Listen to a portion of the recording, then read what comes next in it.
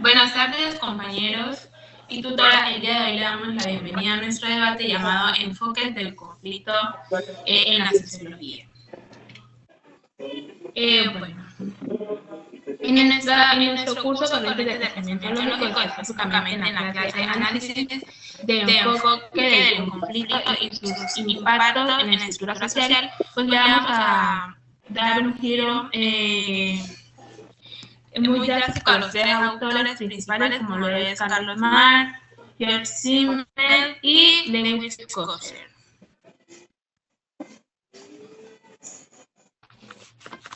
Listo. En el debate tenemos 5 momentos. El primer momento es la introducción. Como segundo momento está la presentación de los argumentos de los autores. Como tercero está la discusión y refutación. Como cuarto, las sesiones de preguntas. Y como quinto, la conclusión.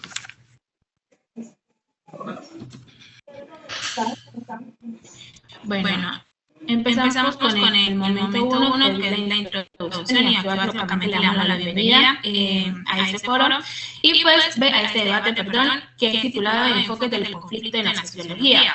Pues, bueno, en esta actividad exploraremos las ideas de esos tres autores fundamentales, como lo mencioné anteriormente, Carlos Marx, George Simmel y Lewis Coser. Bueno, pues aquí básicamente vamos a tocar la teoría de cada uno de ellos y pues su principal pensamiento como tal. Bueno, la dinámica también incluirá una presentación del enfoque, pues una ronda de refutación, o sea, a favor y en contra, y pues unas sesiones de preguntas, que esas yo se las voy a realizar, y terminamos con una conclusión. Bueno, como segundo momento está la presentación del argumento, y como principal tenemos la lucha de clases de Carlos Marx. Bueno, gracias al planteamiento que nos da Carlos Marx, pues de la lucha de clases, pues se puede decir que es una fuerza principal del cambio histórico, pues según él, la sociedad pues capitalista se divide en dos clases. Una de ellas es la burguesía y otra la burguesía, que es la encargada de controlar las producciones, y la segunda clase es el proletariado, que vende sus fuerzas de trabajo. Bueno, este conflicto pues no es circunstancial, sino estructural, pues genera tensiones y asimismo contrastes que eventualmente pueden llevar a una transformación como tal revolucionaria. Le damos el paso a la compañera Karen.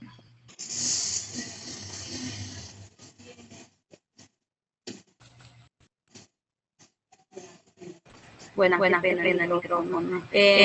Simmel dice que el conflicto, lejos de ser un simple factor de división, puede funcionar como un mecanismo de integración social, donde las tensiones entre creo que también puede fortalecer los grupos colectivas como generar cambios estructurales y fomentar la cooperación.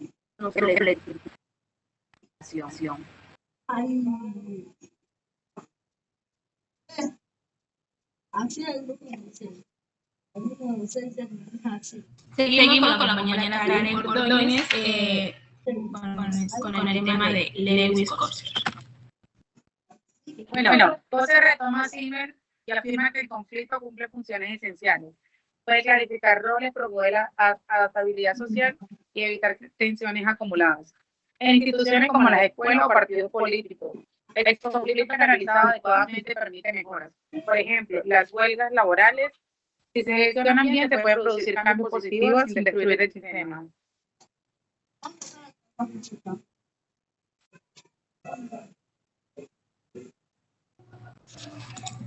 Gracias, compañera. Muy importante esas principales ideas de cada autor. Seguimos con nuestro tercer momento, que ya es como tal las refutaciones, y eso nos vamos a ir a favor y en contra de cada autor.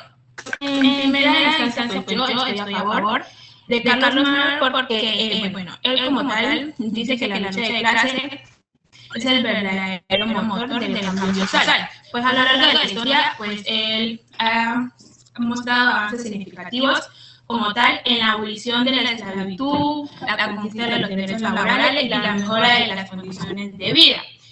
Pues no surgieron como tal la voluntad de las clases dominantes, sino una presión y organización de esas clases como tal oprimidas.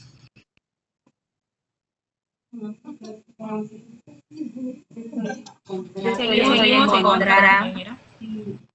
Y el desarrollo tecnológico, la globalización, la cultura y las instituciones han demostrado que es un papel fundamental en la evolución de la sociedad, sin depender exclusivamente de la lucha de clases. Un ejemplo es la revolución industrial, no solo fue resultado de conflictos entre burguesía y proletariado, sino también de avances tecnológicos y cambio en la organización económica. ¿Qué quiere decir? Que hoy en día existen oportunidades para la movilidad social, donde personas de orígenes modestos pueden mejorar su posición económica sin una revolución de clases. Un ejemplo es los emprendedores, la educación accesible y políticas económicas que han permitido que individuos asciendan socialmente sin una confrontación directa contra la burguesía.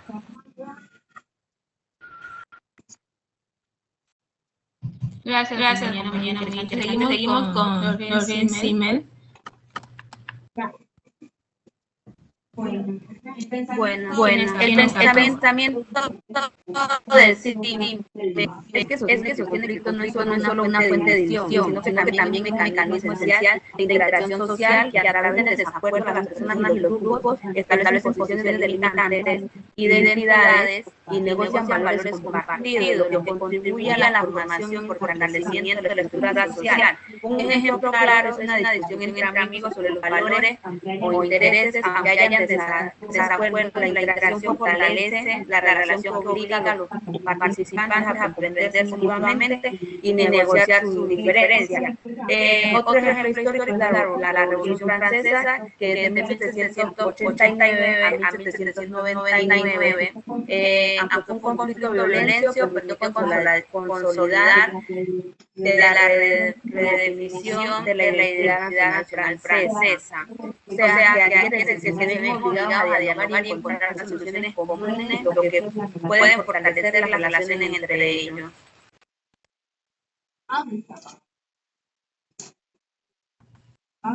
Bueno, yo estoy en contra del conflicto como medio de socialización, porque bien es cierto que los conflictos pueden generar interacción.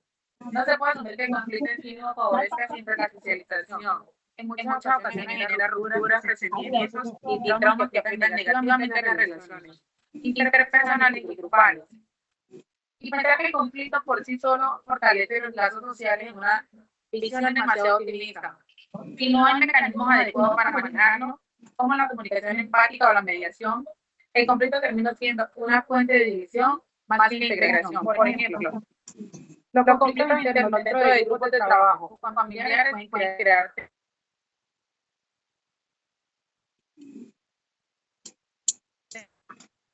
tensiones que duran años, incluso romper.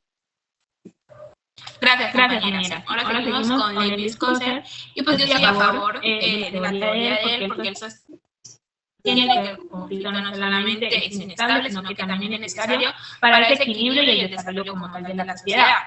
Su función principal pues es liberar esas tensiones acumuladas y permitir que esas instituciones se adapten a una nueva realidad cuando se analizan de forma constructiva. Pues el conflicto como tal puede ser puede reforzar como tal esa cohesión interna de esos grupos y también generar formas de abrir espacios para una participación democrática. Por ejemplo, un ejemplo claro es el movimiento feminista, pues a través del conflicto con esas estructuras parciales como tal, pues han logrado la educación y la protección contra la violencia y pues muchos avances contributivos pues para la sociedad como tal. Ahora seguimos con el en contra. Bueno, yo estoy en contra de esa idea. Bueno, la idea de que el conflicto tiene funciones positivas puede llevar a una normalización del enfrentamiento, ocultando sus efectos destructivos. No se puede romantizar el conflicto ni suponer que siempre fortalece las instituciones.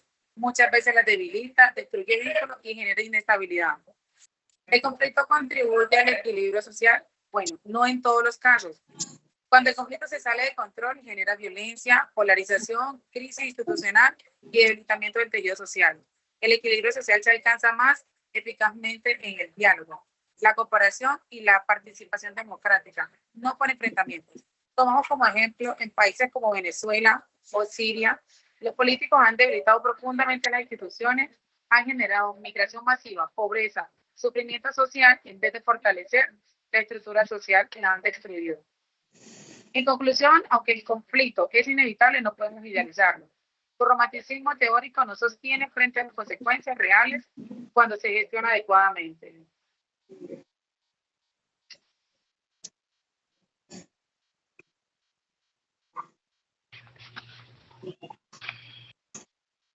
Gracias, compañera. Sí, aquí no podemos como tal decir lo que estamos diciendo, si es bueno o malo, pues nosotros estamos dando nuestro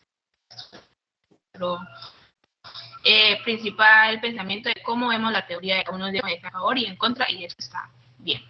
Bueno, ahora seguimos con el cuarto momento, que es el momento de las preguntas. Yo voy a realizar unas preguntas a cada una y vamos a responderla adecuadamente. La primera pregunta es: ¿podría el conflicto tener elementos tanto como constructivos y cómo lo equilibraría? Bueno, respondiendo a esa pregunta, sí considero que el conflicto puede tener esos elementos destructivos como constructivos. ¿Dónde se origina? ¿Cómo se gestiona y en qué contexto ocurre? Pues desde la visión de Carlos Marx, pues el conflicto es destructivo para las estructuras como tal operarias, pero constructivos para las clases trabajadoras porque abren ese nuevo camino a nuevas órdenes para ellos más justo. Desde el enfoque de Simmel, pues debemos considerar que es un conflicto que forma parte de una interacción social y pues como tal fortalecer esa identidad de grupo y se maneja un diálogo y un respeto. Y pues como último para Lewis Coser, pues el conflicto pues sí es bien canalizado y ayuda como tal a adaptar a esas instituciones y evitar esas tensiones mayores, mientras que el mal manejo puede como tal fracturar la sociedad como tal.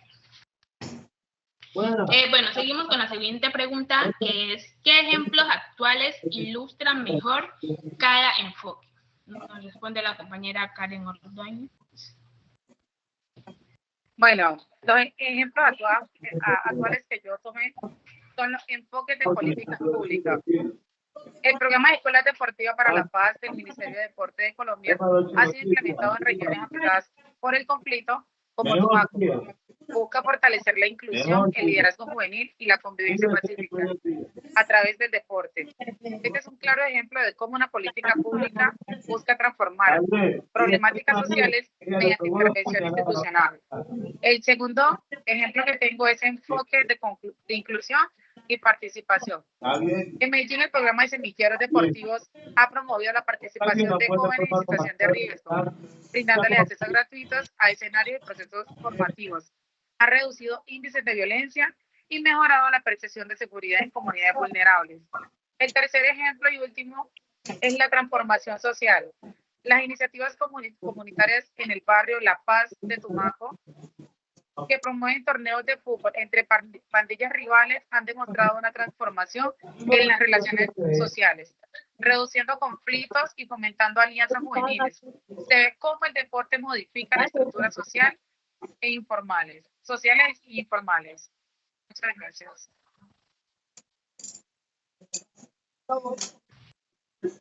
Gracias, compañera. Y seguimos con la última pregunta que dice: ¿hay formas de canalizar el conflicto para que sea positivo? Nos responde la compañera Karen Hurtado. Sí existen estrategias para transformar el conflicto en una oportunidad de crecimiento.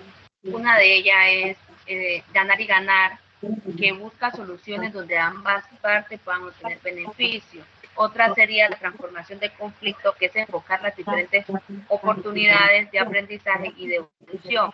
Otra importante que sería la escucha activa, que es fomentar la comprensión mutua, a permitir que todas las partes expresen su punto de vista sin interrupciones. Y la última, que sería la empatía y perspectiva compartida, que es donde ayudan a las partes a ponerse en el lugar del otro para reducir tensiones y encontrar soluciones más equitativas.